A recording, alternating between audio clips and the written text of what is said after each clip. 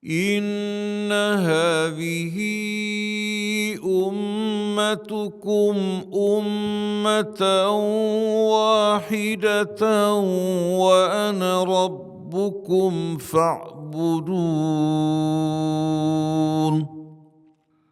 وما أرسلناك إلا رحمة للعالمين.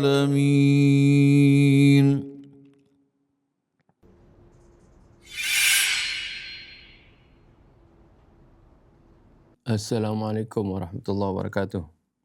على هذه النية كلنا صالحة وإلى حضرة النبي محمد صلى الله عليه وسلم. الفاتحة. أعوذ بالله من الشيطان الرجيم. بسم الله الرحمن الرحيم. الحمد لله رب العالمين الرحمن الرحيم مالك يوم الدين إياك نعبد وإياك نستعين اهدنا الصراط المستقيم صراط الذين أنعمت عليهم غير المغضوب عليهم ولا الضالين. يا صاحبي السجن أرباب متفرقون خير أم الله الواحد القهار ما تعبدون من دونه إلا أسماء سميتموها أنتم وآباؤكم ما أنزل الله بها من سلطان إن الحكم إلا لله أمر ألا تعبدوا إلا إياه ذلك الدين القيم ولكن أكثر الناس لا يعلمون. يا صاحبي السجن أما أحدكما فيسقي ربه خمرا وأما الآخر فيصلب فتأكل الطير من رأسه قضي الأمر الذي فيه تستفتيان وقال للذي ظن أنه ناج منهم اذكرني عند ربك فأنساه الشيطان ذكر ربه فلبث في السجن بضع سنين. صدق الله العظيم وصدق رسوله النبي الحبيب الكريم ونحن على ذلك من الشاهدين الشاكرين والحمد لله رب العالمين. سبحانك لا علم لنا إلا ما علمتنا إنك أنت العليم الحكيم. ربنا زدنا علما وألحقنا بالصالحين. ربنا لا تزغ قلوبنا بعد إذ هديتنا وهب لنا من لدنك رحمة إنك أنت الوهاب. رب اشرح لي صدري ويسر لي أمري واحلل عقدة من lisani yafqahu qawli. Amma ba'd. Ini penjelasan dari ayat 39 sampai 42 sudah kita terangkan di pertemuan yang lalu hari Senin. Maka sekarang kita akan baca buhusnya ya, pembahasannya. Bismillahirrahmanirrahim. Alhamdulillahirabbil alamin wassalatu wassalamu ala asyrafil anbiya'i wal mursalin sayyidina Muhammadin wa ala alihi washabihi ajmain. Yang pertama, as-sijnu markazun lil irsyadi au bu'ratun lil fasad. Penjara bisa menjadi markas sebagai pusat lil irsyad untuk bimbingan, untuk pendidikan, au bu'ratun lil fasad atau menjadi sumber kerusakan. Lisijni tarikhun mu'limun wa musirun lil ghammi jiddan fi hadzal alam. Penjara memiliki sejarah yang menyakitkan dan menimbulkan kegelisahan, menimbulkan kegaduhan, menimbulkan kegelisahan ya. Suatu kedukaan yang berat, yang benar-benar ya, fi hadzal alam, di dunia ini. Fa aswa'ul mujrimin wa ahsanun nasi kilahuma dakhala sijna. Kriminal terburuk dan juga orang terbaik, keduanya pernah masuk penjara. Ya. Walihada sabab kana markazan daiman li afdalid durusil banna'ah au li aswa'il ikhtibarat. Oleh sebab inilah penjara itu selalu menjadi pusat untuk pelajaran yang paling utama di dalam pembinaan, atau dia menjadi pusat tempat terburuk bagi penggemblengan pengalaman. Wa fil haqiqati inna sujuna allati yatajamma'u fiha al-mufsidun tu'addu ma'hadan 'aliyan lil fasad. Pada hakikatnya penjara yang menjadi tempat berkumpulnya orang-orang yang rusak itu dianggap sebagai pesantren yang tinggi bagi kerusakan. Ya, ma'hadan ali, seperti perguruan tinggi bagi kerusakan.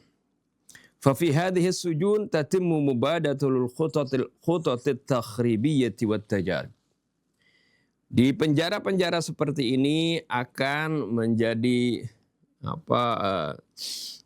ajang pertukaran taktik, pertukaran rencana yang at-takhribiyah, yang bersifat merusak. Wat tajarib, dan juga menjadi ajang pertukaran pengalaman. Wa kullu munharifin ya'lamu darsahu yu'allimu darsahu lil akharin. Setiap orang yang menyimpang, dia akan mengajarkan pelajarannya bagi orang lain. Jadi orang yang baru misalnya di penjara karena mencuri kecil-kecilan, ketika di dalam penjara dia mendapatkan pelajaran yang lebih canggih tentang bagaimana ya mencuri secara besar-besaran seperti itu. ولهذا السبب حين يطلقون من السجن يواصلون طريقهم بأسلوب أكثر مهارة من السابق وبتشكيل جديد. Oleh sebab ini, ketika mereka dibebaskan dari penjara, keluar dari penjara, mereka akan melanjutkan jalan mereka dengan cara yang lebih mahir, lebih pintar. Minas sabiqi, dari sebelumnya. Wabitashkilin jadid, dan dengan bentuk yang baru. Illa ayyaltafita mas'ulus sijni lihadzal mawdu', kecuali kalau para orang-orang yang bertanggung jawab dalam masalah lembaga pemasyarakatan ini untuk memperhatikan masalah ini. Ya, jadi jangan sampai ini bisa terjadi. Wa ya'malu ala taghyiri haula'il afrad alladzina fihim al-isti'dad wal qabiliyah ila anasir salihah ila anasir salihatin wa mufidatin wa banna'ah. Dan mereka harus mengerti, harus bekerja bagaimana untuk merubah mereka-mereka yang pada diri mereka itu ada kesiapan, ada potensi ya untuk menjadi baik. Ya, mereka memiliki potensi pada unsur-unsur yang baik dan bermanfaat, dan juga mufidah, bermanfaat dan wabanna'ah, dan mendapatkan bimbingan, pembinaan. Jadi seperti itu. Tapi kalau dibiarkan begitu saja, hanya di penjara, tapi bagaimana tidak berusaha untuk memperbaiki orang yang rusak, susah. Makin menjadi-jadi. Penjara itu menjadi ibarat perguruan tinggi bagi kerusakan. Wa amma sujunul lati tatashakkalu minas salihin wal abriya wal nazihin wal mujahidin fi tariqil haqqi wal hurriyah fahiya ma'ahidu wa marakizu li ta'lim ad-durus al-aqa'idiyyah wa turuq al-amaliyyah lil jihad wal mubarazati wal bina. Adapun penjara yang di sana terdiri dari orang-orang yang soleh, orang-orang yang tidak bersalah, orang-orang yang bersih, dan para pejuang kebenaran, pejuang kemerdekaan, maka itu menjadi tempat pendidikan, keyakinan, dan jalan untuk praktek berjuang, berjihad, wal mubarazah wal bana, dan bagaimana praktek untuk menentang keburukan dan wal bina, dan juga tempat pembinaan. Wa hadhihi as-sujun tu'ti fursatan tayyibatan lil munafihin fi tariqil haqq liyu'addu dawrahum. Penjara yang seperti ini memberikan kesempatan yang baik bagi para al-munafihin, para pejuang, fi tariqil haq, di jalan kebenaran, liyu'addu dawrahum, untuk melaksanakan peran mereka. Wa yunassiqu juhudahum ba'da taharruri min hadha sujun, dan mereka memperbaiki upaya mereka setelah terbebas dari penjara ini. Jadi banyak penjara justru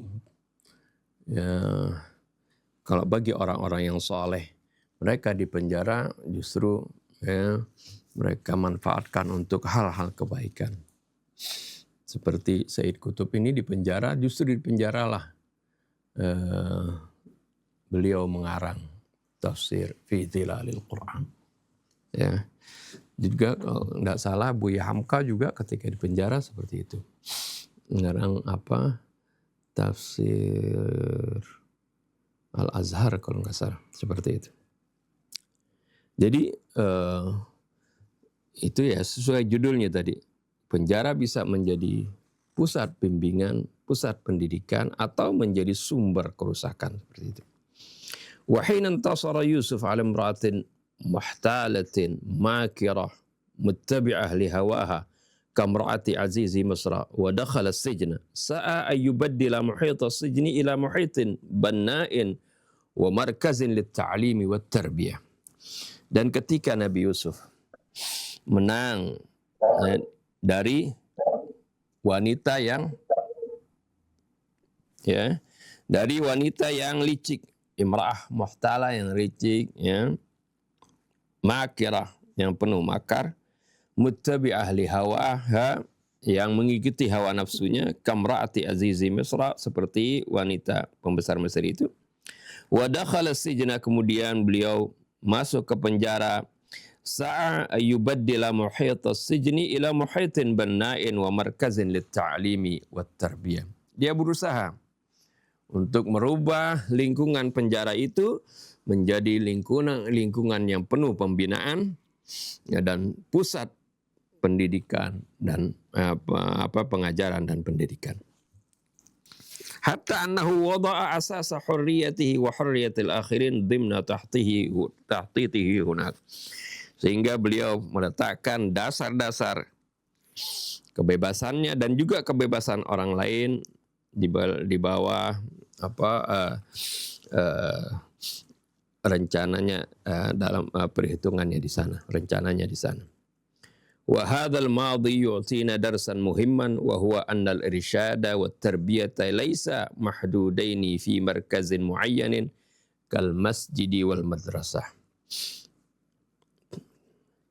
Ini apa yang telah lalu ini, maksudnya dari kisah Nabi Yusuf, memberikan kita pelajaran yang penting, yaitu bahwasanya pendidikan, bimbingan tidak hanya terbatas di tempat tertentu saja seperti masjid atau madrasah misalnya.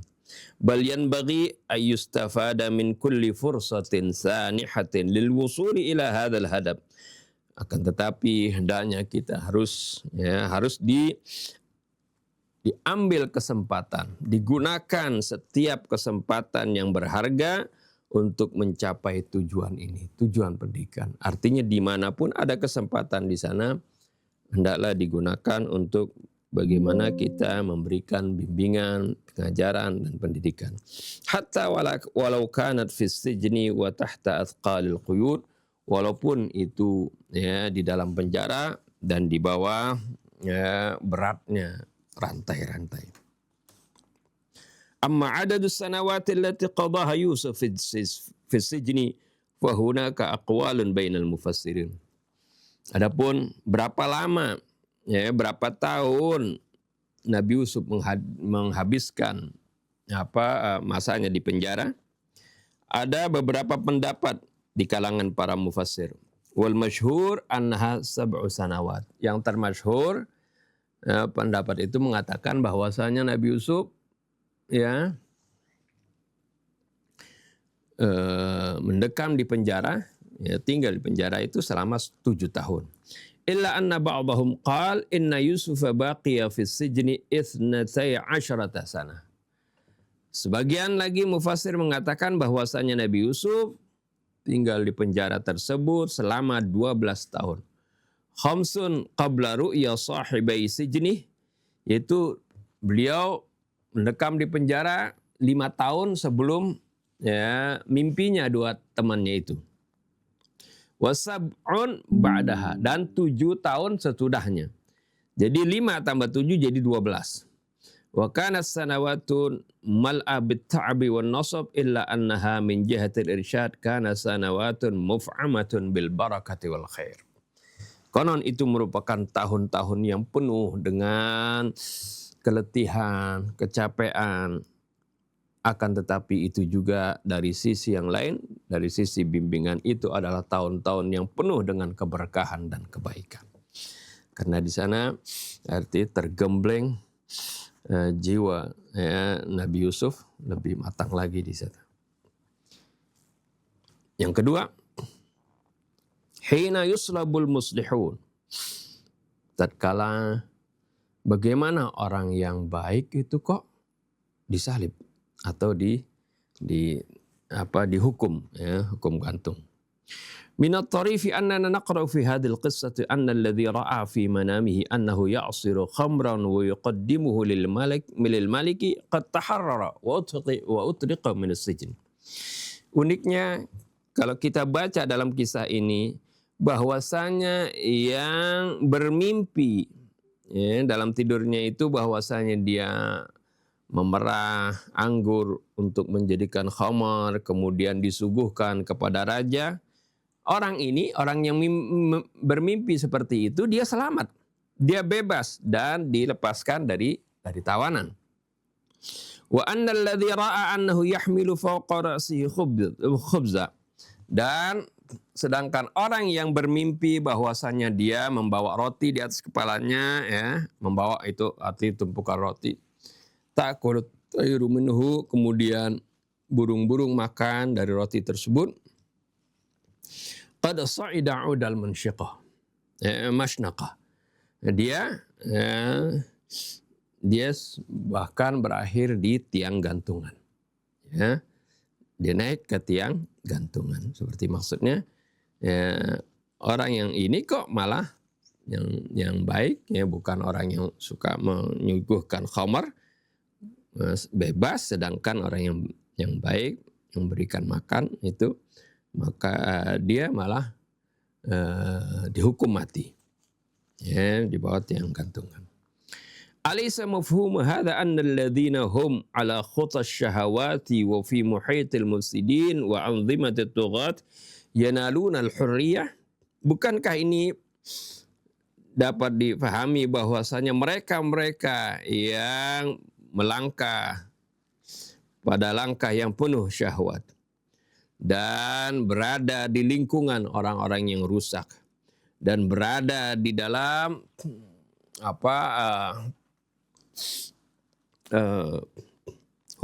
peraturan para tughat atau hukumnya para tughat, para tiran, mereka mendapatkan kemerdekaan.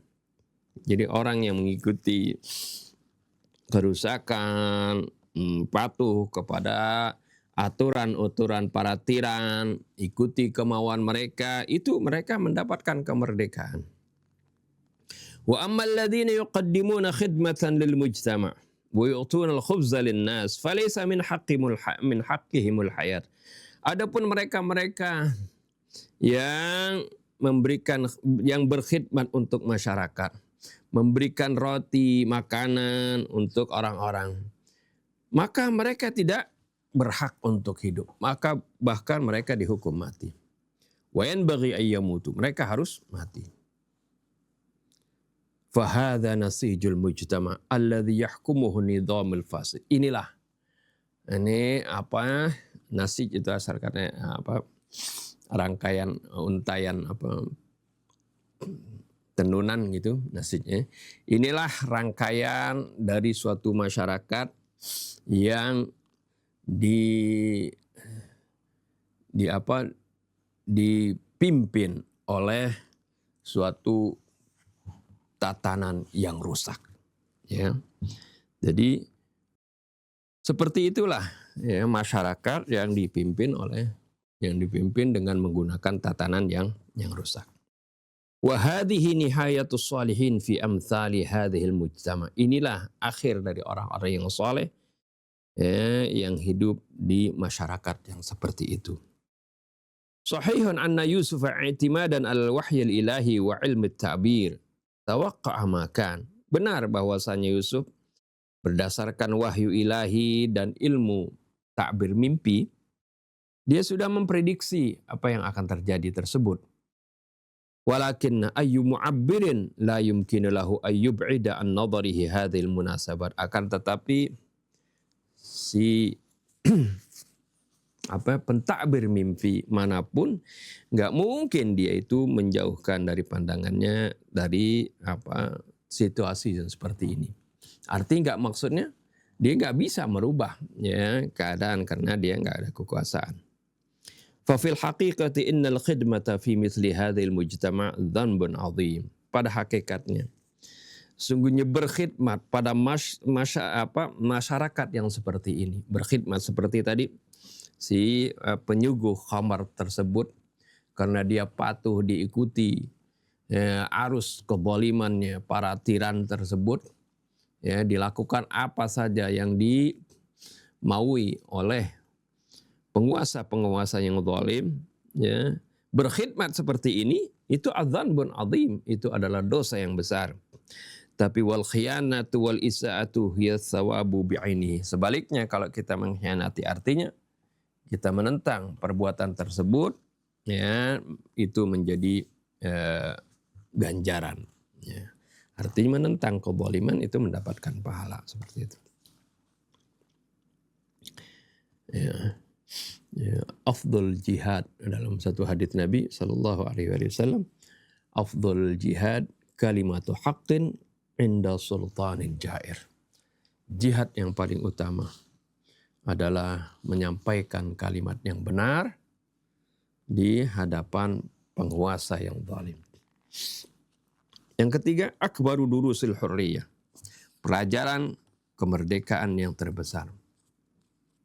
Ra'ayna anna akbara darsin 'allamahu Yusuf lis-sujana huwa darsut tauhid wa ibadatullahil wahidil ahad. Dzalika ad-dars alladhi hasilatuhu al-hurriyatu wat-taharrur. Kita dapat amati bahwasanya pelajaran yang terbesar yang diajarkan oleh Nabi Allah Yusuf kepada para tawanan tersebut, yaitu pelajaran tauhid dan menyembah Allah yang Maha Esa. Dzalika ad-darsul ladzi hasilatuhul hurriyatu wat taharrur. Itu adalah pelajaran yang menghasilkan kemerdekaan, ya. Ya, kemerdekaan dan kebebasan. Seorang yang sudah hanya mengabdi kepada Allah Subhanahu wa taala, diri dan jiwanya itu menjadi merdeka dan bebas, tidak terikat dengan ikatan penghambaan dari siapapun. Laqad kana ya'rifu anna al-arbab al-mutafarriqin wal ma'budin al-mukhtalifin wal ahdaf al-mutafarriqah. Sungguh Nabi Yusuf telah mengetahui bahwasanya al-arbab al-mutafarriqin, Tuhan-Tuhan yang bermacam-macam. Artinya ya, Tuhan-Tuhan yang dipertuhan itu yang banyak. Wal ma'budin al-mukhtalifin, ya, orang-orang yang disembah atau makhluk-makhluk yang disembah yang bermacam-macam. Wal ahdaf al mutafarriqah. Juga tentunya setiap orang yang disembah itu, setiap tuan, majikan memiliki tujuan yang berbeda-beda. Wal ahdaf al mutafarriqah. Kulluha asasut tafriqati fil mujtama. Itu semuanya menjadi dasar perpecahan di masyarakat. Jadi kalau suatu masyarakat memiliki kepentingannya masing-masing sesuai dengan masing-masing kelompoknya, maka itu menjadi dasar perpecahan. Wa talama hunaka tafriqatun fal jababiratu musallituna ala riqabin nas. Selama di sana terdapat perpecahan, maka para tiran, merekalah yang berkuasa, yang menguasai riqabun nas ini lehernya orang-orang. Artinya merekalah yang menguasai masyarakat. Ya, masyarakat yang bercerai-berai tersebut. Lidzalika a'ta Yusuf dusturan wa amran biqat'i juzurihim bisayfit tauhidil batir. Oleh karena ini Nabi Yusuf memberikan suatu dustur, suatu ketentuan, wa amran, suatu perintah, biqat'i juzurihim bisayfit tauhidil batir, untuk memutus akar-akar perpecahan itu dengan pedang tauhid yang tajam. Li'alla yadtarru ila ru'yatil hurriyati fil ahlami wal manam. Jangan sampai mereka hanya terpaksa melihat kebebasan itu hanya dalam mimpi dan tidur. Bal yanbaghi ayyushahidul hurriyata fil yaqظah. Akan tetapi segianya mereka harusnya menyaksikan kebebasan itu benar-benar dalam waktu mereka bangun, mereka siuman. Tura alaysal jabibiratul musallituna ala riqabin nasi hum thullatun minal afrad yastati'un nasu mukafahatuhum. Bukankah gerangan para tiran yang berkuasa itu, yang menguasai hajat hidup orang banyak, hum thullah, mereka adalah kelompok kecil, min afradin yastati'un nasu mukafatahum, yang mana orang bisa berjuang melawan mereka. Illa annahum biijadit tafriqati wan nifaq. Hanya saja mereka, walaupun mereka itu, para tiran tersebut sedikit, tapi mereka itu mampu membuat perpecahan dan kemunafikan di kalangan masyarakat. Wa an tariqil arbabil mutafarriqin, dan melalui jalan rob-rob yang berbeda-beda, yang bermacam-macam. Istata'u ay yatahakkamu ala riqabin nas wa yuhaddidu quwal mujtama. Dengan menggunakan bermacam-macam Tuhan. Ingat, Tuhan di sini bukan berarti berhala, tapi di sini adalah bisa menjadi kepentingan, kepentingan, tujuan politik dan sebagainya yang bermacam-macam, yang itu artinya diagungkan sampai mengabaikan perintah Allah, itu berarti mempertuhankan arbab seperti itu. Nah, mereka para tiran itu melalui jalan seperti itu, dipecah-pecah belah masyarakat dalam tujuan masing-masing. Istata'u ayyatahakkamu ala riqabin nas. Mereka mampu mengendalikan kepentingan orang-orang tersebut. Wa yuhaddidu quwal mujtama, dan mereka bisa mengancam kekuatan masyarakat tersebut. Karena mereka walaupun lebih banyak tapi terpecah belah. Itulah juga kondisi kaum muslimin yang kelihatannya banyak, mayoritas, tapi masing-masing tidak bersatu. Tidak bersatu. Tujuannya beda-beda seperti itu. Nah, inilah yang bisa dipermainkan oleh sedikit orang, segelintir orang yang berkuasa. Wa minat tabi'i an yakuna al-yawm alladhi tajtami'u fihi al-umamu ala kalimat at-tauhid wa tauhidil kalimah tahta rayati Allahul Wahidul Qahhar wa yajma'u quwahum huwa yaumu zawali ulaikal jababiratil zalimin.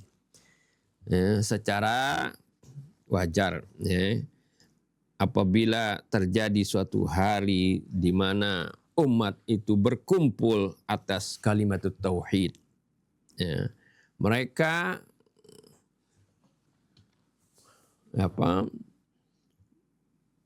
berprinsip kepada kalimat tauhid la ilaha illallah, yang berarti ini juga merupakan tauhidul kalimah, menyatukan kalimah mereka, arti menyatukan kesatuan mereka, perkumpulan mereka menjadi satu di bawah rayah Allahul Wahidul Qahhar. Kepentingannya hanya satu, tujuannya hanya satu, menjalankan apa yang diperintahkan oleh Allah, dari menegakkan keadilan, menghilangkan kezaliman, memerintahkan yang ma'ruf, mencegah dari yang mungkar. Kalau tujuannya itu hanya karena Allah Subhanahu wa taala. Wa yajma'u quwahum, dan mereka bisa mengumpulkan kekuatannya. Huwa yaumu zawali ulaikal jababiratil zalimin. Itulah hari keruntuhan para tiran yang zalim tersebut. Wa hadza darsun muhimmun jiddan liyaumina wa ghadina wa li jami'in nas fi kullil mujtama'il basyariyati wa ala imdadit tarikh. Ini adalah merupakan pelajaran yang penting sekali di hari ini dan besok, dan bagi seluruh manusia di seluruh masyarakat, di seluruh masyarakat manusia, wa ala imtidadit tarikh, dan sepanjang sejarah. Ini terus berulang seperti itu. Kita lihat bagaimana dulu Indonesia bisa terjajah oleh suatu perusahaan swasta, VOC. Tapi karena mereka menggunakan politik divide and impera, politik pecah belah, mereka bisa kuasai Indonesia yang luas ini. Padahal di sana terdapat kerajaan dibikin terpecah satu sama lain. Wa min ad-daruri an naltafita ila hadhihi al-mas'alati ad-daqiqah. Sungguh sangat penting untuk kita memperhatikan masalah yang halus ini. Wa hiya anna Yusuf yaqul, yaitu Nabi Yusuf mengatakan inil hukmu illa lillah. Ketahuilah, hukum itu hanya milik Allah. Thumma yu'akkidu anna al-ibadata wal khudu'a la takunani illa lahu. Kemudian Nabi Yusuf menekankan bahwasanya ibadah dan kepatuhan tidak layak kecuali hanya kepada Allah Subhanahu wa taala. Amara alla ta'budu illa iyyah. Allah perintahkan agar supaya kalian tidak menyembah kecuali kepadanya. Wa yu'akkidu ba'da dzalika bil qawli dzalika ad-dinul qayyim. Kemudian Nabi Yusuf menekankan lagi setelah itu bahwasanya dzalika ad-dinul qayyim, itu adalah agama yang lurus, yang memiliki nilai yang tinggi. Wa yu'aqibu akhiran.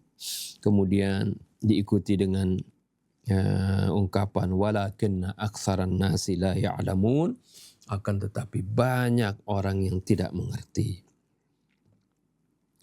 Fa'ala hadza law ta'allama an-nasu al-ma'arif as-sahihata wa 'arafu al-haqiqah. Atas dasar ini, andaikan saja manusia mengetahui dengan pengetahuan yang benar dan bisa mengerti tentang hakikat dari situasi tersebut. Wa nahadat fihim haqiqatut tauhid, dan bangkit dalam diri mereka hakikat tauhid, hakikat dari tauhid tersebut. Fa innal masyakila satanhallu la mahalah, atau satanhallu la mahalah. Maka segala kesulitan pasti akan terurai, tidak diragukan lagi. Yang keempat, istighlalu syi'arin banna'in bisyaklin sayyi. Ini ada penggunaan syiar yang begitu memiliki nilai yang membangun, tapi digunakan syiar tersebut dalam bentuk yang buruk, yang salah. Arti slogan yang baik digunakan di tempat yang salah. Syiarun inal hukmu illa lillah. Syiar, hukum hanya milik Allah. Jadi kita harus tunduk, patuh kepada ketentuan Allah. Ini kan syiar yang baik. Ini syiar yang mulia seperti itu. Alladhi huwa syiarun Qur'aniyun ijabiyun muthbit. Yang mana ini adalah merupakan syiar yang syiar Quran dan yang penuh nilai positif, muthbit dan sudah tetap, sudah pasti di sini. Yunfi ayyata hukumatin kanat siwa hukumatillah, yang menafikan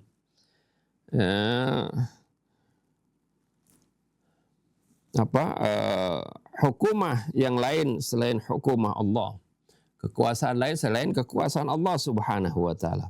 Aw ma tantahi ila hukumatillah, atau segala kekuasaan yang berujung kepada kekuasaan Allah. Illa annahu walil asaf, hanya saja dan sangat disesalkan, ustughilla alam tidadit tarikhi bisyaklin ajib.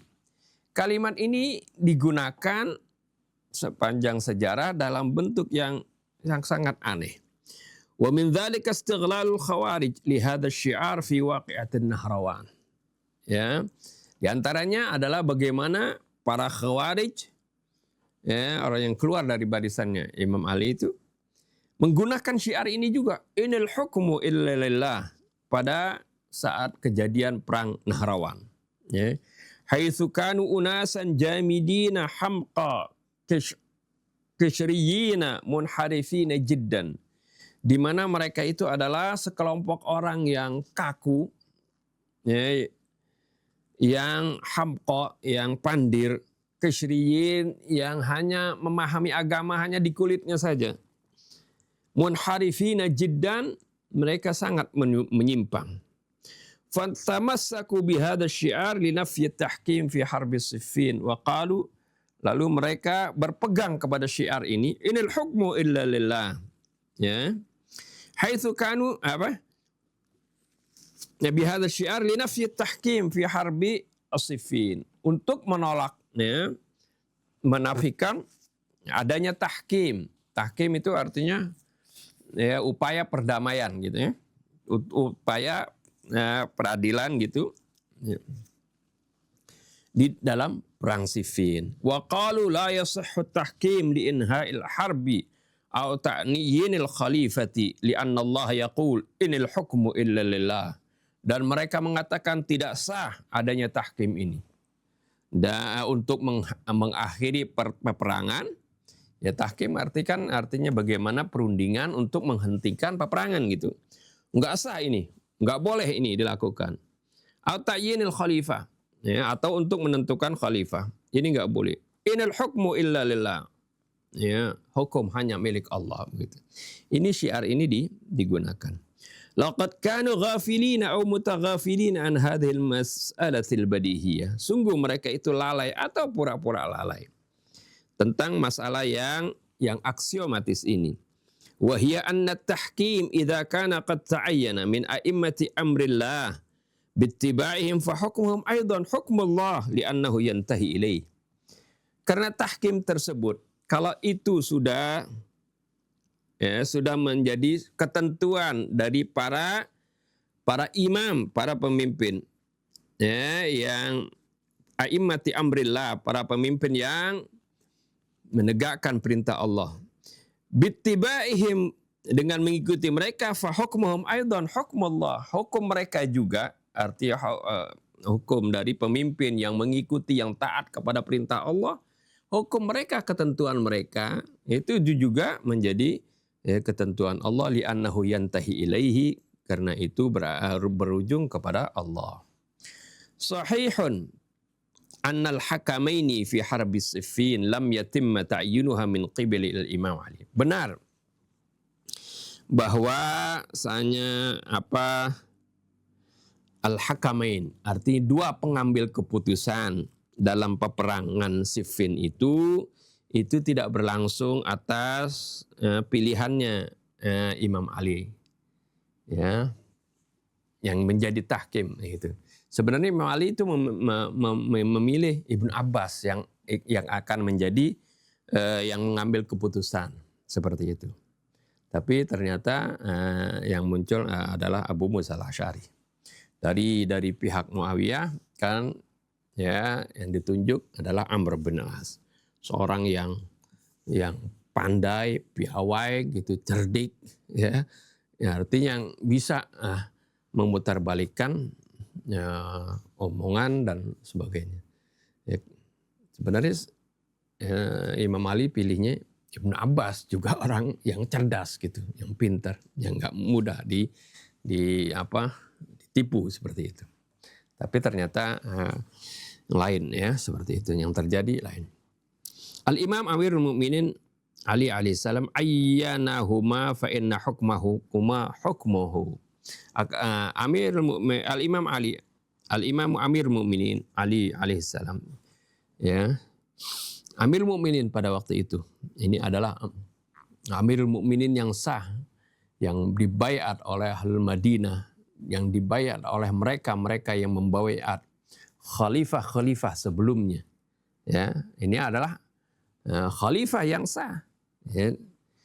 Beliau ini menentukan keduanya, ya, artinya ya mempasrahkan seperti itu, ya, karena daripada peperangan lebih baik itu diadakan tahkim untuk artinya menentukan, ya, bagaimana agar supaya tidak terjadi peperangan lagi seperti itu. Fa inna hukmahuma hukmuh. Hukum dari keduanya orang itu yang mengambil tahkim juga berarti hukum, ya, imam, ya.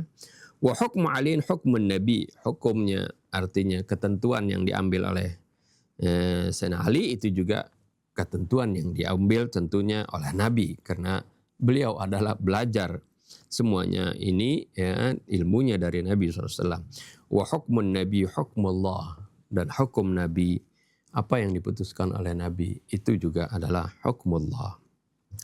Jadi seperti itu, ya. Jadi sering ketika syiar inil hukmu illa lillah ini difahami secara kulitnya saja. Wa hal ya tura yahkumullahu aw yaqdiya mubasharatan bainal mujtama'. Apakah gerangan Allah itu menghukumi atau memutuskan segala perkara itu langsung di antara masyarakat? Kan enggak, ya. Tapi ada orang-orang yang berdasarkan kitabullah, berdasarkan sunnah Nabi kita Muhammad SAW, ya, mereka lah yang memutuskan sesuatu perkara yang mereka hadapi, seperti itu.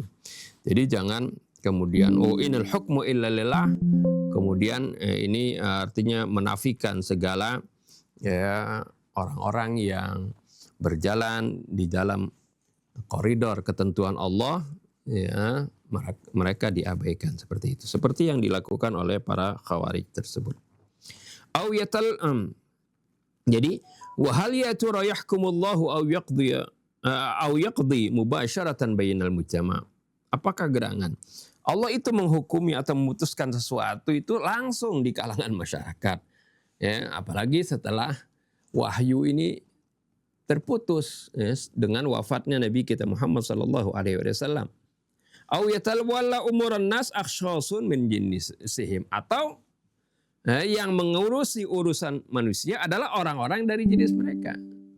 Ya, yang benar adalah seperti itu. Ya, nggak mungkin Allah langsung memutuskan sesuatu di suatu masyarakat, tapi yang mengurusi urusan manusia adalah manusia itu sendiri. Jadi orang-orang yang diangkat dari mereka seperti itu, orang-orang yang baik.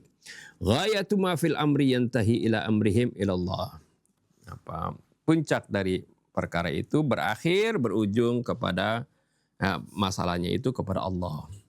Walakinnal khawarij wa duna ayyatawajjahu ila hadhil haqiqah, akan tetapi para khawarij tersebut, kaum-kaum yang keluar dari barisan Imam Ali, ya, wa duna ayyatawajjahu, dan tampak mereka itu memperhatikan hadhil haqiqah, kenyataan ini al-wadih yang begitu jelas, ashkalu ala asli qissati tahkim al-imam Ali wa hatta aduwahu wal billah zaygan minhu. Ya, mereka menjadikan pokok kisah tahkim ini ditimpakan kepada Imam Ali dan juga kepada musuhnya. Jadi bukan saja mereka ini keluar dari barisan Imam Ali, dia juga dari musuhnya, ya, yaitu dari Muawiyah seperti itu. Wal billah zaygan minhu, ini adalah karena ya, penyimpangan darinya. Ya la hadzal jahlu wal jumudu wal balada. Sungguh sangat bodoh dan kaku dan bebal, ya, orang yang seperti ini. Ya, sering orang itu kan menggunakan syiar-syiar, tapi syiar-syiar mulia, tapi digunakan untuk hal-hal yang bertentangan dengan ketentuan Allah. Tapi sekarang sering kan, ya, kalimat Allahu Akbar, tapi untuk menyerang kaum muslimin juga. Masing-masing bilang Allahu Akbar, Allahu Akbar. Tapi syiar ini digunakan ya untuk ya, menyerang bahkan membunuh kaum muslimin seperti itu. Ini ya seperti Imam Ali katakan, kalimatu haqqin urida bihi batil. Urida biha batil. Ini kalimat yang hak, tapi ditujukan untuk yang batil. Digunakan untuk yang batil. Wa hakadha fa inna mithla hadhihi al-umur al-banna'a hina taqa'u bi aidi afradin juhal. Jadi ketika perang Siffin itu mereka mengajukan syiar seperti ini, langsung Imam Ali katakan kalimatu haqqin urida biha batil. Ya.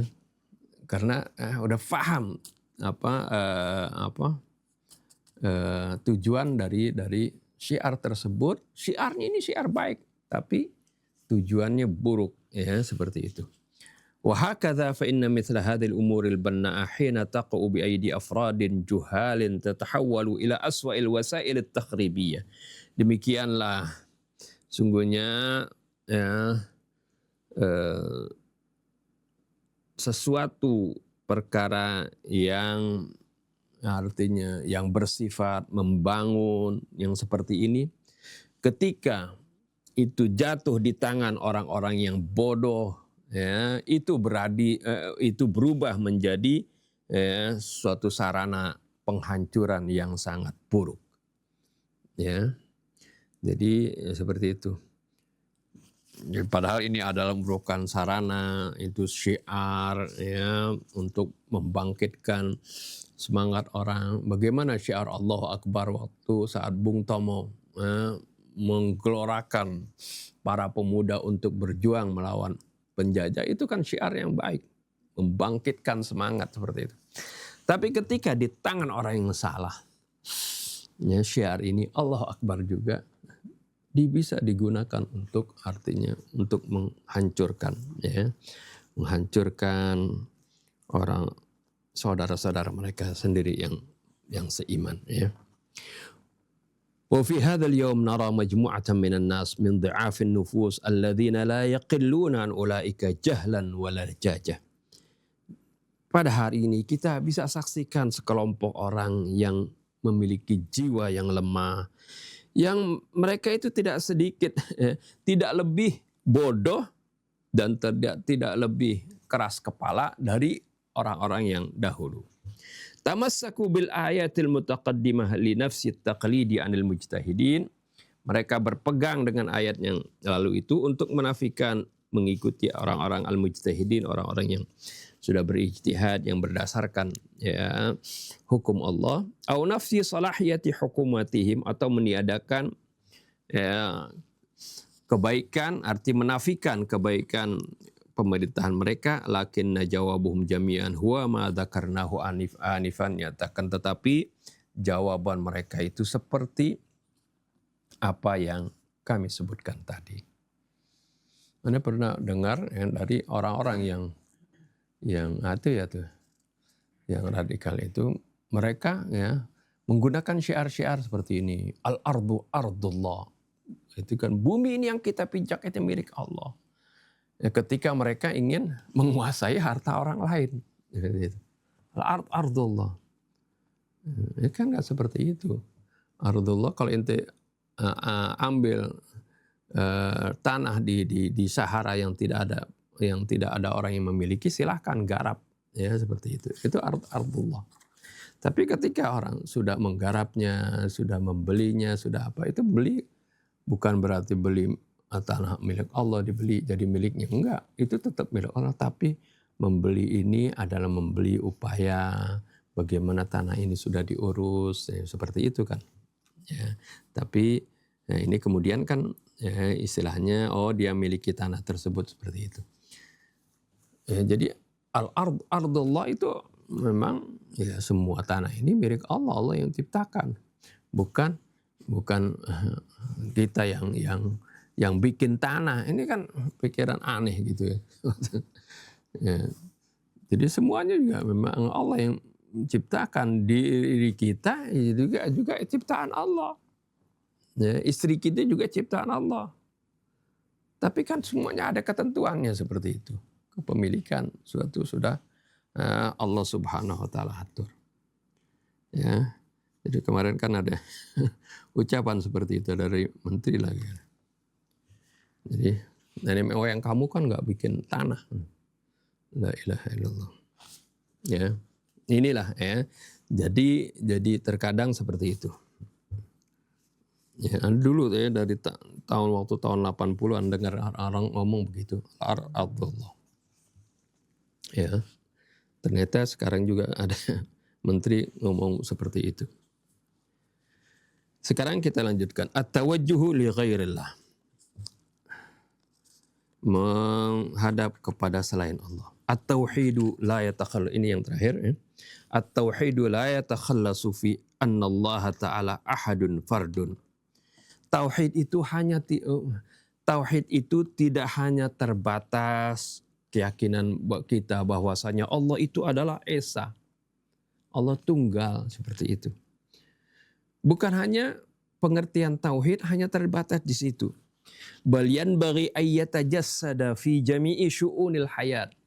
Akan tetapi hendaknya keyakinan tauhid ini menjelma ya di semua kondisi kehidupan kita. Fi jami'i syu'unil hayat, di semua kondisi kehidupan kita. Wa ahadu abrazi alaimihi annal insanal muwahhid la ya'tamidu ala ghairillah wa la yaltaju illa ilaih.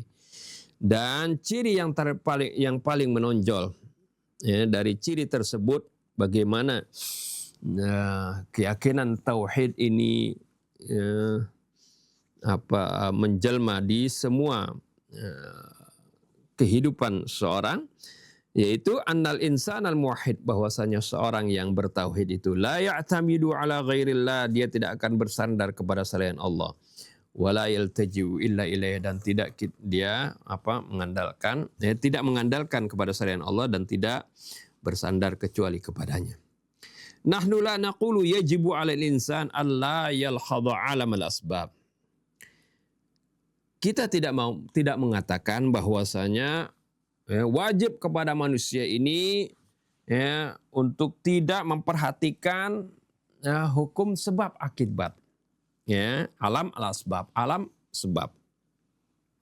Wa qanun al-illiyah, ya, dan hukum illiyah. Hukum itu illiyah arti illat, sebab akibat. Kausalitas, ya. Bukan berarti kita mengatakan bahwa kita mesti menghilangkan segala ketentuan sebab akibat. Ketika kita sakit, kan sebagai sebabnya kita ke dokter atau kita berobat ke dokter karena bertanya kepada yang ahlinya kan gitu, atau minum obat, itu mengambil asbab. Bukan berarti kalau kita mengandalkan Allah, kita bersandar kepada Allah, kita menghilangkan semua ini. Maksudnya seperti itu mu'alif ya. Bukan seperti itu. Wala yaral asbaba syai'an, dan dia sama sekali tidak melihat kepada al-asbab tadi. Wala ya'tamidu 'alal wasaili wal asbab, dan dia tidak mengandalkan berbagai wasilah dan sebab. Bal naqul, akan tetapi yang kami maksudkan, kami katakan adalah an la yara ta'thiran waqiyan fis sabab. Yaitu dia tidak melihat ada pengaruh yang arti waqi yang sebenarnya atau pengaruh yang independen begitu bagi sebab. Jadi sebab itu tidak dia menjadi faktor utama. Ya, seperti kita minum obat. Obat ini bukan menjadi faktor utama dari penyembuhan kita. Kesembuhan kita adalah Allah yang menyembuhkan. Ini obat ya sebagai sebab saja. Dengan obat ini bagaimana terjadi penguatan di dalam sel-sel tubuh kita untuk melawan penyakit, dan sel-sel tubuh kita atau imun di tubuh kita ini yang mengalahkan penyakit itu kan Allah Subhanahu wa taala yang sudah siapkan. Ini sebagai penguat saja seperti itu. Seperti itu. Jadi bukan obat itu yang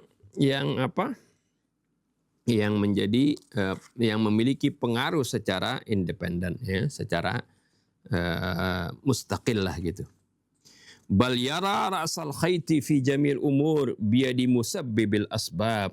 Tapi hendaklah dia melihat semua alur, semua hubungan dalam segala perkara itu tergantung kepada musabbibul asbab, kepada penyebab yang utama yaitu Allah Subhanahu wa taala yang meletakkan hukum asbab tadi. Wa bi ta'birin akhar, dengan kata lain, la yara lil asbabi istiqlalan. Dia tidak melihat pada sebab itu memiliki sesuatu yang istiqlali, yang secara secara tadi independence ya. Bal yaraha tahta haimanatidz dzatil muqaddasati lillahi ta'ala, tapi dia melihatnya sebab itu berada di dalam pengaruh az-zat muqaddasah, dalam pengaruh zat yang maha suci yaitu Allah Subhanahu wa taala. Seperti itu ya. Karena yang membuat arti zat-zat obat itu kan diambil dari zat-zat yang ada di alam ini. Apakah dari tumbuhan atau dari macam-macam. Itu semuanya kan Allah yang ciptakan. Allah juga yang berikan ilmu kepada para dokter atau para ahli obat seperti itu ya, hingga dia meracik.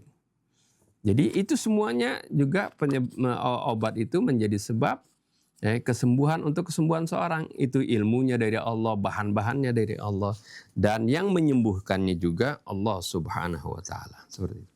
Ini yang harus dimengerti oleh orang-orang yang benar-benar bertauhid kepada Allah, bukan hanya bilang Allahu Ahad seperti itu.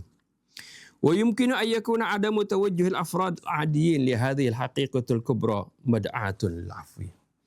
Dan ada kemungkinan ketidakmengarahnya para individu yang biasa, para orang-orang awam gitu, tentang hakikat yang besar ini, mad'atun lil afwi, ini bisa saja dimaafkan seperti itu.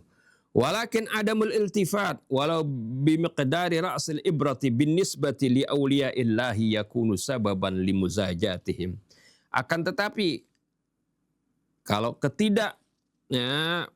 artinya perhatian, ketidakperhatian walaupun hanya sebesar seujung kepala jarum itu, seujung jarum gitu, bin nisbati li awliyaillah, bagi kalau dinisbatkan kepada para aulia Allah, yakunu sababan limujazatihim, ini menjadi sebab mereka akan diganjar oleh Allah.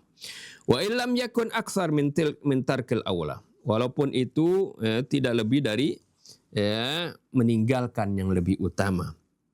Wa ra'ayna, dan kita saksikan, kaifa anna Yusuf bisababi adami tawajjuhihi li hadzal mas'alatil muhimmah imtadda hasbuhu sanawatin liandajja akhiran fi mauqidil hawadith. Dan kita saksikan bagaimana Nabi Allah Yusuf alaihissalam dengan sebab dia tidak mengarahkannya pada masalah ini, masalah yang penting ini, akhirnya ya masa tahanannya menjadi bertambah ya beberapa tahun. Ya kan artinya dengan ucapannya tadi Nabi Yusuf ya, Udhkurni inda rabbik. Dia mengandalkan, kan seharusnya seorang yang aulia Allah, artinya orang yang dekat dengan Allah, Nabi Allah Yusuf ini kan nggak perlu minta kepada manusia untuk sebagai wasilah kepada orang tadi gitu. Memang maksudnya ini tarkul aula, bukan merupakan dosa tapi meninggalkan sesuatu yang lebih utama. Tapi kalau untuk orang biasa sih wajar lah gitu. Tapi untuk orang seperti Nabiullah Yusuf alaihissalam ini Allah berikan hukuman. Di mana asalnya ya mungkin dia akan mendapatkan kebebasan lebih cepat dari itu, tapi karena apa yang dilakukannya ini Allah berikan hukuman, ya bukan hukuman yang kebencian, tapi hukuman di sini supaya liandajja akhiran fi mawqidil hawadits, agar Nabi Yusuf ini menjadi lebih matang ditunggu peristiwa-peristiwa tersebut. Waliyahsula ala isti'dadin akbar, agar supaya dia mendapatkan kesiapan yang lebih besar limuwajahatit tughat, untuk menghadapi para tiran. Waliya'lama annahu la yanbaghi al-i'timad illa 'ala Allah, dan agar dia tahu bahwasanya tidak boleh bersandar kecuali kepada Allah. Wa 'alal madhlumin alladhina yasiruna fi tariqillah ya illa 'ala Allah, dan dia jangan bersandar kecuali kepada Allah. Dan kepada orang-orang yang dizalimi, alladzina yasiruna fi tariqillah, dan kepada bukan zalim, wa 'alal madhlumin, dan kepada orang-orang yang dizalimi yang mereka berjalan di jalan Allah. Mereka harusnya bergabung dengan orang-orang yang dizalimi itu. Wa hadza darsun kabirun liman yatwi hadha at-tariq liwalil mujahidin as-sadiqin bi alla yakhtura bi balihim al-ittifaq ma'asy-syaitan li dharbi syaitanin akhar.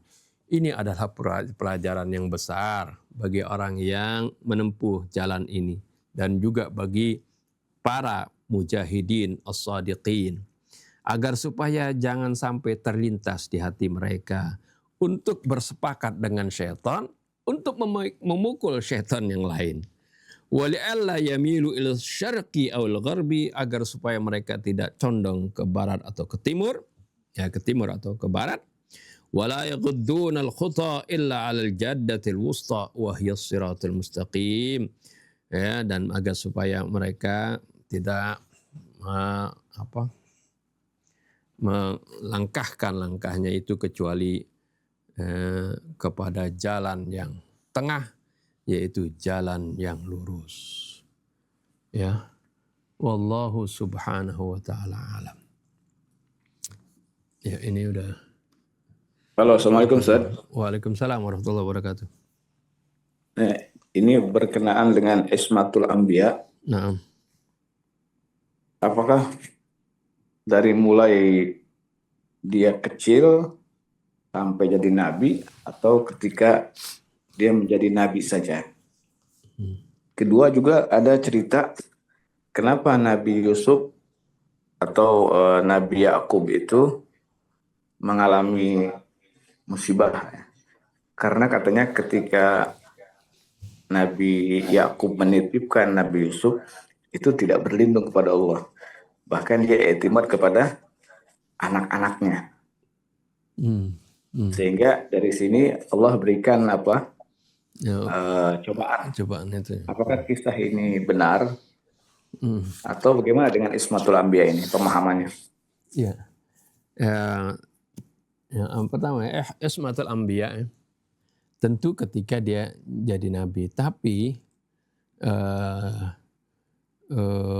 artinya para anbiya ini walaupun sejak kecil, ini ada orang yang berusaha menjaga fitrahnya, menjaga kesuciannya sampai mereka dewasa seperti itu. Ya, terus sampai diutus menjadi nabi. Seperti Nabi kita Muhammad SAW, itu adalah orang yang makanya disebut an-nabiyil ummi. Ya, seorang nabi yang seperti orang yang terlahir dari rahim ibunya. Ya, karena kullu mauludin yuladu al fitrah kan. Artinya beliau menjaga kesuciannya, fitrahnya, berakhlak mulia. Ya. Dan walaupun secara ilmu Allah memang kan ini Nabi menjadi orang yang terpilih. Setelah diutus menjadi Nabi, ya tentu Allah Subhanahu Wa Taala memberikan ismahnya lebih lagi kepadanya. Ya, dan kita ketahui setiap orang yang berusaha menjaga kesuciannya, ya siapapun kan yang mau menuju kebaikan, Allah akan bantu dia seperti itu. Ya, ini juga dalam bentuk saya artikan Nabi juga dibantu oleh Allah Subhanahu Wa Taala. Karena juga bukan artinya semata-mata Nabi tidak berusaha, tapi bagaimana Nabi berusaha sebagai manusia, berusaha bagaimana menjaga kesuciannya sampai diangkat kemudian jadi Nabi. Adapun seperti tadi kesalahan misalnya Nabi Yakub kah atau Nabi Yusuf kah, ini ya kalau secara umum kan buat orang yang awam, orang yang biasa, ya, itu hal yang wajar. Ya, minta bantuan seperti itu. Ya, kalau ente sudah keluar, tolong ceritain seperti itu. Ini hal yang biasa. Ya. Tapi kalau buat Nabi Yusuf, ya seorang nabi, ini disebutkan tarkul aula, meninggalkan sesuatu yang lebih utama seperti itu. Ya, seperti juga dalam kisah Abasa ya, walaupun ada pendapat lain, ya, Abasa wa tawalla itu sebenarnya ketika Rasulullah SAW misalnya ngajak bicara, ya, para pembesar Quraisy, kan tujuannya agar supaya mereka itu ya bagaimana tersentuh dengan dakwahnya dan mengikuti Rasulullah. Kan secara logika awam seperti itu, ya umum. Kalau namanya pembesar, orang yang memiliki pengaruh, dia masuk Islam, biasanya yang bawa ikut, ya, mengikuti seperti itu. Tapi ternyata ya itu kan artinya bukan suatu arti kesalahan yang fatal, bukan. Itu secara logika itu memang baik dan bisa diterima itu. Tapi ada yang lebih baik lagi yang menurut Allah, ya itu jangan mengabaikan ya, al-a'ma yang meminta itu. Oleh karena itu Rasulullah SAW ya diberikan arahan. Itu ismah. Ismah itu artinya perlindungan dari sesuatu, terjerumus dari suatu kesalahan. Ya. Jadi baru sesuatu saja yang kurang baik aja sudah dilindungi seperti itu.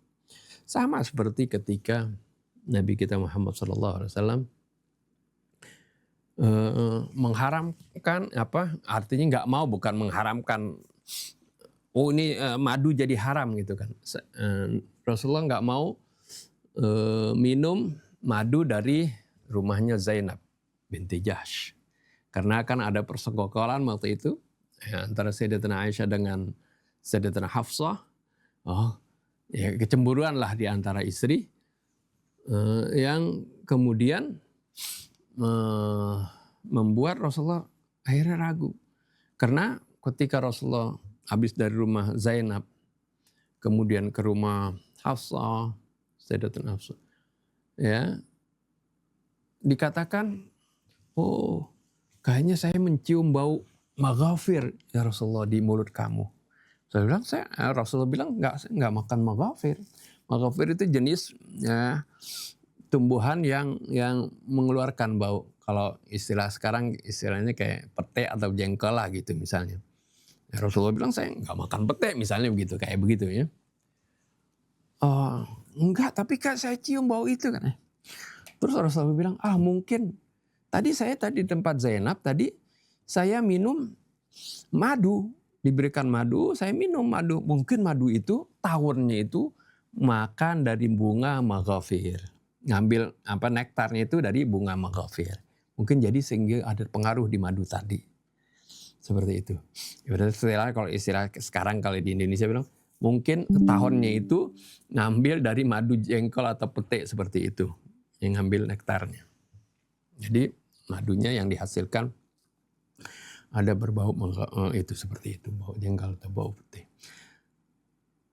Kan Rasulullah setelah di rumah Hafsah dibilang begitu, ya mungkin ya ini benar kali seperti itu. Ketika ke rumah Sayyidatuna Aisyah juga seperti itu. Sayyidatuna Aisyah bilang, Rasulullah katanya mulutnya bau maghafir juga. Nah Rasulullah bilang saya enggak makan maghafir.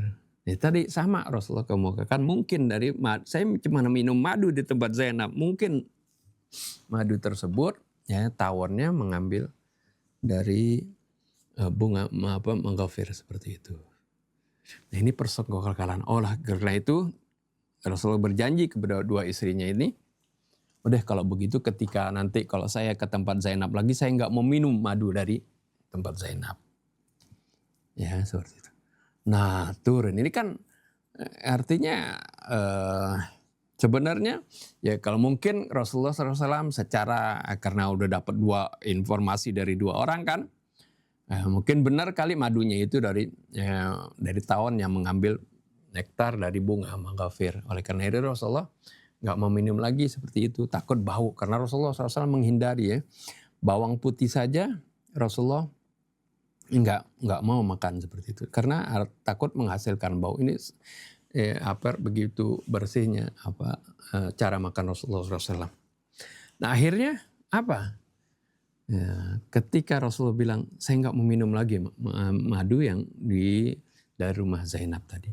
Langsung Allah turunkan surah At-Tahrim. Ya ayyuhan nabiyyu lima tuharrimu ma halallahu lak tabtaghi mardata azwajik.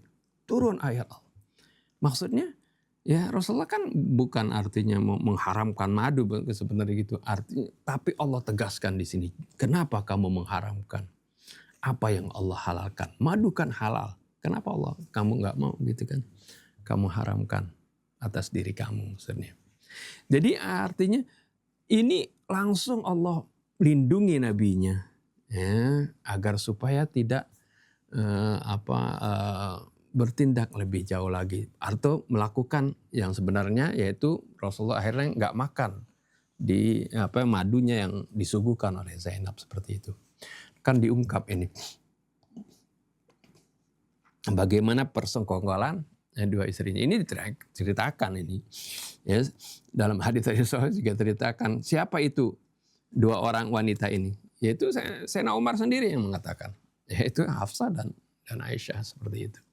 Nah inilah kecemburuan seperti itu di antara istri, tapi bagaimana ismah kepada Nabi seperti itu. Jadi dilindungi dari hal-hal bukan saja dilindungi daripada dosa itu udah pasti, tapi dilindungi dari yang tarkul aula tadi, meninggalkan yang lebih utama seperti itu. Seperti juga Nabi Yusuf ya. Kalau Nabi kita benar-benar di seperti itu ya. Jadi mendapatkan pengawasan terus dari Allah Subhanahu wa taala. Itulah ismah ya. Nah, itu tadi kalau masih kecil ya tentunya yang kita pahami ismah yaitu bagi Nabi kan kalau dia sudah diangkat Nabi, tapi bagaimana usaha Nabi tersebut ketika dia sejak kecil pun ya, sudah jaga kesuciannya, fitrahnya seperti itu. Wallahu alam. Itu ya, ada yang masih. Assalamualaikum Ustaz. Waalaikumsalam warahmatullahi wabarakatuh. Mengenai umur Nabi Ustaz, kapan Nabi itu diangkat, umur berapa? Wabil khusus kepada Nabi Isa alaihissalatu wassalam kepada Nabi Yahya. Di dalam sejarah kan Nabi Isa itu kan diutus umur 30 tahun gitu kan. Tapi di surat Maryam misalnya ayat 30, qala ini Abdullah atani alkitabah wa ja'alani nabiyya. Nah pada saat itu kan Nabi Isa masih dalam gendongan Ustaz. Dan memakai kosakata segot, bentuk fiilnya itu fiil madi. Wa ja'alani nabiyya. Nah, begitupun Nabi Yahya juga sama seperti itu juga, Ustaz. Nah, bagaimana korelasi dengan sejarah yang mengatakan bahwa umur Nabi Isa itu diangkat menjadi nabi umur 30 tahun. Sementara di sini pakai fi'il madhi dalam gendongan pun sudah dijadikan nabi, begitu, Ustaz. Iya.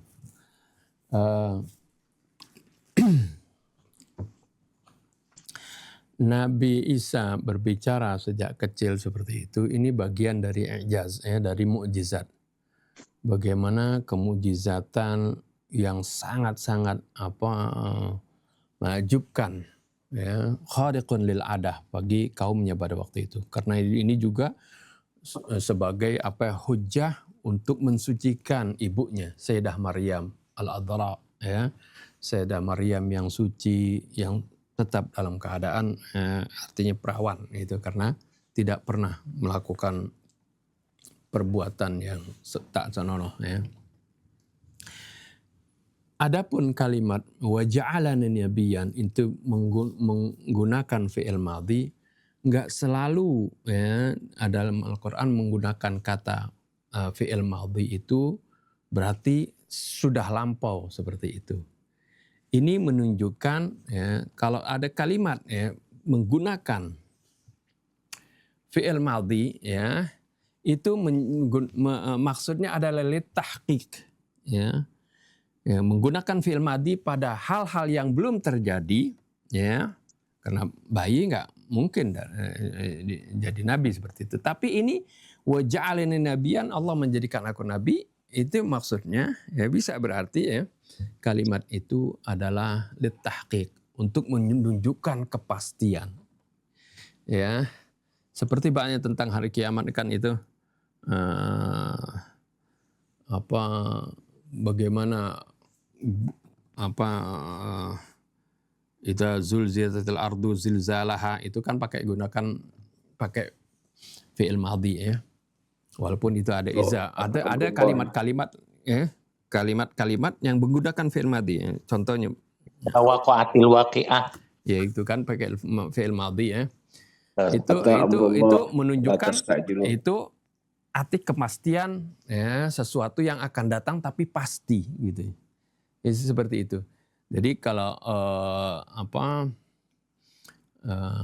jadi walaupun masih kecil, itu kalimatnya seperti itu, Allah menjadikan aku nabi, juga ke Nabi Yahya juga kalau nggak salah seperti itu. Nah ini menunjukkan kepastian. Umumnya kalau nabi itu namanya dia mendapat risalah, setelah tentunya dia akil balik kan, minimal seperti itu, dan kesempurnaan akal lagi umumnya yaitu pada umur 40 tahun seperti Nabi kita Muhammad SAW. Sesuai riwayat seperti itu. Jadi umur 40 tahun disebutkan dalam Al-Quran, memang itu adalah umur kematangan kan. Hatta idza balagha arba'ina sana, seperti itu. Mungkin itu yang dapat saya pahami Nabi dari firman Isa Allah. itu kan sudah ngomong, Ustaz, waktu masih bau brojol itu. Nabi Isa kan sudah ngomong kan, sudah berkalam, fakuli wasrabi wa qarri aina, itu kan perkataannya Nabi Isa. Apakah itu dapat dikatakan Nabi Isa itu sudah berakal saat itu, Ustaz? Ya ini kan mukjizat, artinya kalimat itu bukan saja ketika tadi artinya ketika dalam buayan kan sudah lahir gitu. Ya kan arti masih di dalam janin aja bicara itu. Artinya ini kan ijaz itu, mukjizatnya. Kehendak Allah, walaupun artinya bayi yang sebenarnya belum akil balik seperti itu, kalau Allah menghendaki kan jangankan bayi yang bentuk manusia, arti kalau benda mati saja bisa berbicara kan. Kita lihat kan tiang seperti yang zaman Nabi kita Muhammad SAW, ketika Rasulullah sering berkhutbah megang tiang sebelum dibuatkan mimbar. Kemudian ketika dia dibuatkan mimbar, Rasulullah nggak pegang lagi tiang tersebut. tiang itu kan bersuara, menangis seperti itu. Ya, itu bagian dari mukjizatnya. Mukjizat seperti itu. Ya, yang terakhir Ustaz, Nah, yang terakhir, apakah ulang tahun misalnya itu diharamkan sementara Nabi Isa wassalamun alaihi yauma wulidtu wulida wa yauma yamutu wa yauma ubatsu, itu kan isinya itu kan ulang tahun Ustaz. Apakah ulang tahun itu diharamkan misalkan seperti teman-teman kita bilang itu nggak boleh ulang. kalau kita itu mengharamkan sesuatu harus pakai dalil, hujjah.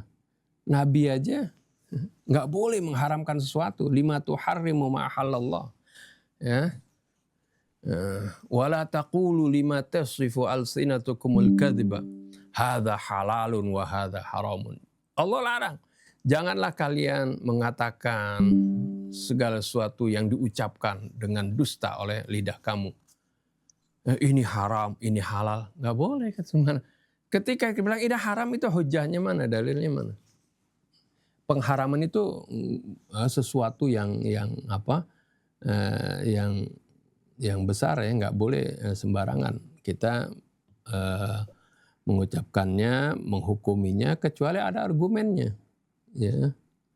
Oh, karena ini berakibat begini-begini. Itu ya.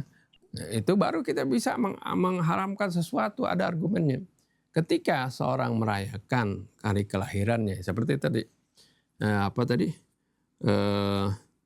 wassalamun alayya yauma amutu yauma wulidtu wa yauma amutu wa yauma ubatsu hayyan, itu adalah ucapan salam sejahtera. Ya, itu kan ya, ketika seorang ulang tahun diucapkan selamat seperti itu, terus kan nggak jadi masalah seperti itu ya. Karena kita memberikan ucapan selamat seperti itu, tapi juga harusnya juga ucapan ini ya, peringatan bahwasanya jatah umurnya sudah makin berkurang seperti itu ya. Nggak masalah itu ya. Yang mengharamkan itu harus mengemukakan dalil ya. Siapapun ya, harus pakai dalil, jangan sembarangan. Al-Quran sudah melarang. Nabi pun ketika mengharamkan sesuatu kan tadi, lima tuharrimu ma halallah. Ya, tabtaghi mardat azwajik. Nah, udah ya, tadi siapa ada yang masih mau nanya ya? Diskusi maksudnya ya. Kalau nggak ada kita cukupkan. Kita doa. Bismillahirrahmanirrahim. Alhamdulillahirabbil alamin. Allahumma shalli wa sallim ala sayyidina Muhammadin wa ala ali sayyidina Muhammad. Rabbana anfa'na bima 'allamtana, Rabbi 'allimna alladhi yanfa'una, Rabbi faqihna wa faqih ahlana wa qarabatin lana fi dinina ma ahlil kutri untha wa dhakar. Rabbi waffiqna wa waffiqhum lima tartadi qawlan wa fi'lan karama warzuqil kulla halalan daima. وأخل أتقياء علماء نهضى بالخير ونكفى كل شر. ربنا أصلح لنا كل الشؤون وأقر بالرضا منك العيون واقضي عنا ربنا كل الديون قبل أن تأتينا رسل المنون واغفر استر أنت أكرم من ستر.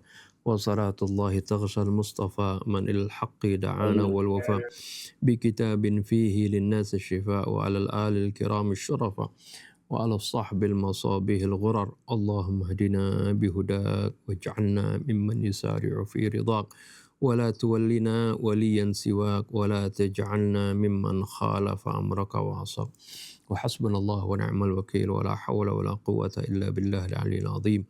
وصلى الله على سيدنا محمد وآله وسلم. الحمد لله رب العالمين. سبحانك اللهم وبحمدك أشهد أن لا إله إلا أنت أستغفرك وأتوب إليك. والسلام عليكم ورحمة الله وبركاته. Waalaikumsalam warahmatullahi wabarakatuh. Waalaikumsalam warahmatullahi wabarakatuh. Doanya Sama-sama.